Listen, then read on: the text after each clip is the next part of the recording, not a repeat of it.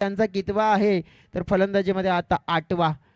अनुमानित जर आपण विजय बघितला तर या खेळाडूला आपण एनसीसी टीम मधून ओपनरचा खेळाडू पाहतोय, परंतु आता मात्र त्यांना भूमिका कदाचित आपण वेगळी दिली की काय म्हणून त्यांना पाठवलंय मैदानाच्या आतमध्ये बॅटिंग करण्यासाठी.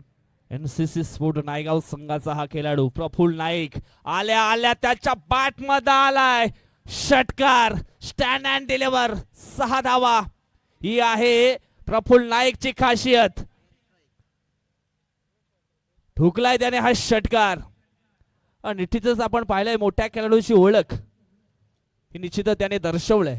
आल्या आल्या प्रफुल्ल नाईकच्या बॅट मध्ये हा षटकार मात्र पाहायला मिळालाय आणि जवळजवळ हा 4था खेळाडू आहे ज्याने षटकारानं आपलं अकाउंट ओपन केलंय APL मध्ये. प्रफुल्ल नाईक आपण पाहिलं तर एक विध्वंसक खेळाडू जो एनसीसी नायगाव संघासाठी सातत्याने करताना आपण पाहिला गेलाय आणि आता आल्यानंतर इरादे स्पष्ट आहेत त्याचे. पुढील बॉल आणखी एक उडवलाय समोरच्या दिशेनं, चाललाय चेंडू सीमारेषा पार. येतोय हा देखील षटकार क्रमांक 2 मिस्टर प्रफुल्ल नाईकच्या बॅट मधनं.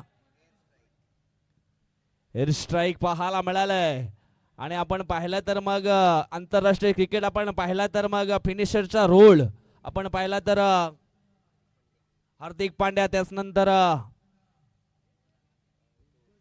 रिंकू सिंग यांना देखील कोण विसरेल.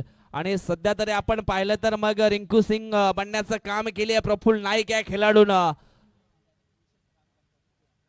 पुढील बॉल अजून एक सलगचा हा तिसरा येतोय की काय? यस आलाय, तिसरा देखील आलाय आणि षटकारांची तिगडी या ठिकाणी पूर्ण केली आहे मिस्टर प्रफुल्ल नाईक या खेळाडूनं. तालुका आहे पालघर, जिल्हा आहे पालघर, तालुका आहे वसई, गाव आहे नायगाव आणि नायगावचा हा ब्रँड मैदानाच्या आतमध्ये प्रफुल्ल नाईक अक्षरशः चमकलाय. जबरदस्त बॅटिंग